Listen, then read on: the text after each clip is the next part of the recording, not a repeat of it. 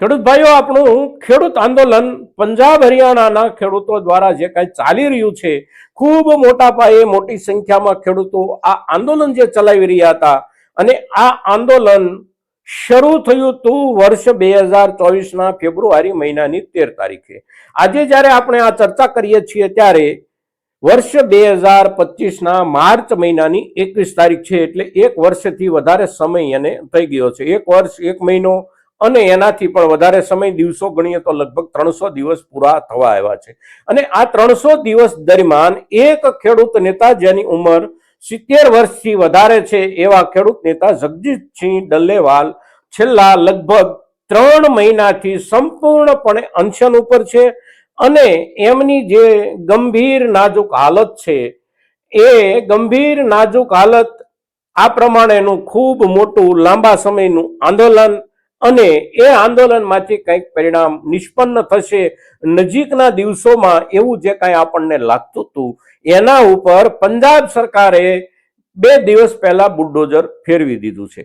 હવે આખા આંદોલન પર બુલડોઝર જ્યારે ફેરવવામાં આવ્યું છે ત્યારે શું છે આખો ઘટનાક્રમ અને અત્યારે હવે આંદોલન કેવી સ્થિતિમાં પહોંચી ગયું એના ઉપર આજે આપણે ચર્ચા કરીએ છીએ. મિત્રો, ખૂબ અગત્યની ચર્ચા છે. આ આપણા ખેતીવાડીના જે કાંઈ ઉપજો આપણી પાસે આવે છે એના ભાવોની સ્થિરતાના મુદ્દે ચાલી રહેલા આંદોલનની સ્થિતિ ઉપરના, અને તેથી આપ સૌ દર્શક મિત્રો આ વિડીયોમાં, આ એપિસોડમાં અવશ્ય બન્યા રહેજો.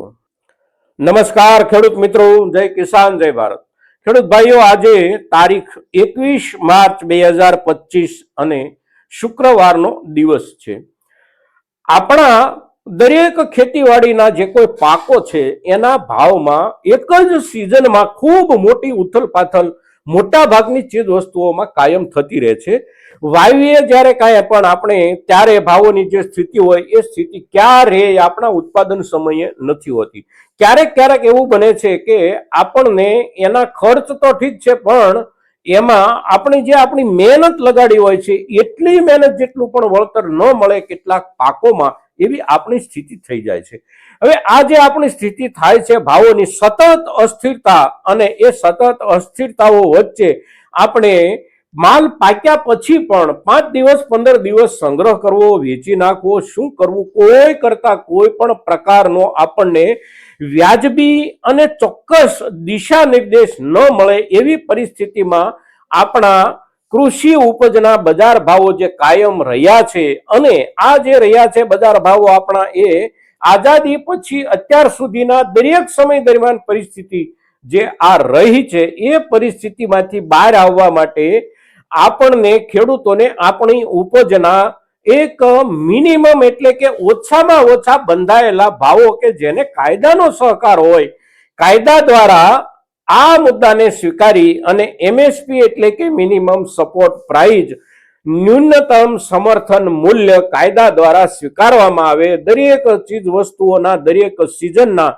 ચોમાસુ ઋતુ, શિયાળુ ઋતુ ને ઉનાળુ ઋતુ, જે કાંઈ આપણા ઉત્પાદનો તૈયાર થતા હોય એના દર સિઝન પ્રમાણે ભાવો નક્કી થાય. સરકાર તરફથી સરકાર, ખેડૂતો અને બાકીના સંગઠનો મળીને ભાવો નક્કી કરે અને નક્કી કરેલા ભાવોને કાયદાના દાયરામાં લાવવામાં આવે.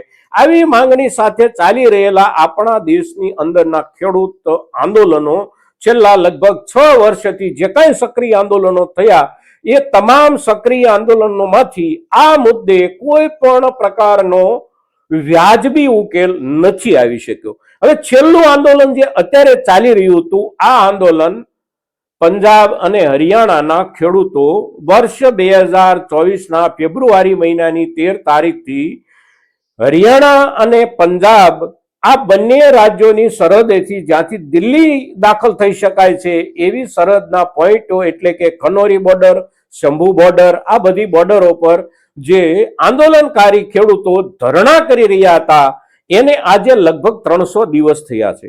અને આ 300 દિવસ દરમિયાન સરકાર સાથે વાતચીત થવાનો એક પ્રસંગ 2 દિવસ પહેલા બન્યો. ખૂબ લાંબા સમયે સરકારે વાતચીત કરવાની તૈયારી બતાવી. ખેડૂત આગેવાનો અને સરકાર વચ્ચે વાતચીત થઈ. કેન્દ્ર સરકારના 3 મંત્રીઓ, જેમાં કૃષિ મંત્રી, વાણિજ્ય એટલે કે વેપાર મંત્રી અને સ્થાનિક સરકારો એટલે કે પંજાબ સરકારના મંત્રીઓ પણ જેની અંદર બેઠકની અંદર સામેલ હતા, એ બેઠક 2 દિવસ પહેલા મળવાની હતી, મળી ગઈ. અને એ બેઠક પૂરી થાય એટલે તરત પંજાબ સરકારે કાર્યક્રમ, સરકારની સાથે બેઠકનો કાર્યક્રમ પૂરો થયો કે તરત મોડી રાત્રિએ બુલડોઝર ફેરવી અને આંદોલનને વીખી નાખ્યું છે, કચડી નાખ્યું છે. હવે આ પ્રકારની જે કાંઈ ઘટના બની છે, આવી ઘટના અંગ્રેજોના શાસનકાળ દરમિયાન પણ ક્યારેય નથી બની. આપણા ગાંધી બાપુ, આપણા સરદાર સાહેબ ખેડૂતો માટે કે મજૂરો માટે જે કાંઈ આંદોલનો કરતા હતા, એ આંદોલનો ચાલતા હતા જે જગ્યાએ, ત્યાંથી આપણા સરદાર સાહેબને કે ગાંધી બાપુને, કોઈ પણ નેતાઓને ક્યારેય આવી રીતે અંગ્રેજોએ પણ હળધૂત કરી અને પોતાની તાકાતના જોરે ધકેલી દીધા હોય એવી એકેય ઘટના આપણા અંગ્રેજી શાસનના ઇતિહાસમાં પણ નથી. અને આપણા સ્વતંત્ર ભારતના ઇતિહાસમાં આવી ઘટનાઓ બની રહી છે. હવે પંજાબ સરકારે ધરણા સ્થળો પર જે હુમલો કર્યો, એ હુમલામાં પંજાબ પોલીસ અને તમામ સાધન સરંજામ જેમ કે બુલડોઝર જેવા સાધનો સાથે ખેડૂતોએ તૈયાર કરેલા કામ ચલાવ તંબુઓ ધરણા સ્થળેથી તોડી ફોડી અને ઉખેડી નાખવામાં આવ્યા છે. હવે કેન્દ્રમાં સરકાર ભાજપની છે. ભાજપની સરકારનું આપણા માટેનું, ખેડૂતો માટેનું જે કાંઈ વલણ છે તો સ્પષ્ટ છે કે ભાજપની કેન્દ્ર સરકાર હોય કે કોઈ પણ રાજ્યોની સરકાર હોય, સંપૂર્ણપણે એમનું વલણ સ્પષ્ટ છે કે ખેડૂત અને ખેતી એને માટે સરકાર પાસે કાંઈ પણ વિચારવાનો સમય પણ નથી, કાંઈ પણ વિચારવાનો કાર્યક્રમ પણ નથી. અને ખેડૂત નામનો સમુદાય સરકારની નજરમાં ક્યાંય નથી. પણ અત્યાર સુધીના આંદોલનો દરમિયાન આમ આદમી પાર્ટી કે જે ખેડૂત આંદોલનોમાં ખેડૂતોની સાથે ઊભી હોય એવું આપણને બતાવવામાં આવતું હતું. અને આપણા ખેડૂત આંદોલનોના કાર્યક્રમોમાં આમ આદમી પાર્ટીના નેતાઓ જાય, આમ આદમી પાર્ટીના નેતાઓ ખેડૂતોની માંગણી વ્યાજબી છે, આંદોલન વ્યાજબી છે, આવું બધું જે કહેતા હતા, એના કારણે આપણે એવું માનતા હતા કે આમ આદમી પાર્ટી કમસે કમ આપણા સહયોગમાં છે.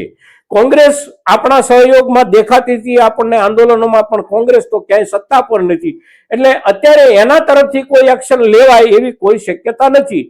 પણ આમ આદમી પાર્ટીની સરકાર છે પંજાબમાં, મુખ્યમંત્રી છે ભગવતસિંહ માન, અને આમ આદમી પાર્ટીની ભગવતસિંહ માનની સરકારે 19 તારીખે રાત્રે આપણા ખેડૂત આંદોલન પર જે રીતે હુમલો કર્યો, એનાથી સંપૂર્ણપણે આપણી સામે એક રાજકીય ચિત્રોનું ચરિત્ર સાબિત થઈ જાય છે કે કોઈ પણ રાજકીય પક્ષ હોય, એ પછી ભાજપ હોય તો પણ ભલે, કોંગ્રેસ હોય તો પણ ભલે, અને જેના ઉપર આપણે વિશ્વાસ થોડો ઘણો મૂકતા હતા એવી આમ આદમી પાર્ટી હોય તો પણ ભલે, ખેડૂતોની સાથે, આપણી સાથે દેશનો કોઈ પણ રાજકીય પક્ષ સત્તા ઉપર આવે પછી નથી.